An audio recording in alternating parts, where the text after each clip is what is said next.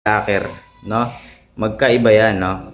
Bakit dalawa yung lagi kong ginagamit, no? Gumagamit ako ng Boysen lacquer thinner at gumagamit ako ng ordinaryong lacquer, no?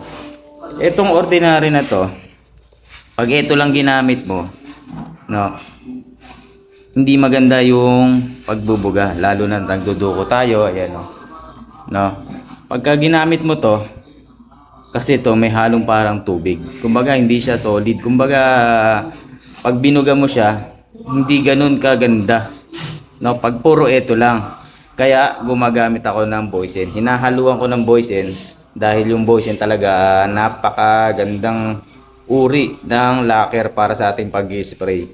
No, hinahaluan ko siya nito dahil pagka ito lang ang ginamit mo, matubig po yan. Parang may halong tubig po yung ordinaryong lacquer, no? Kaya dalawa po yung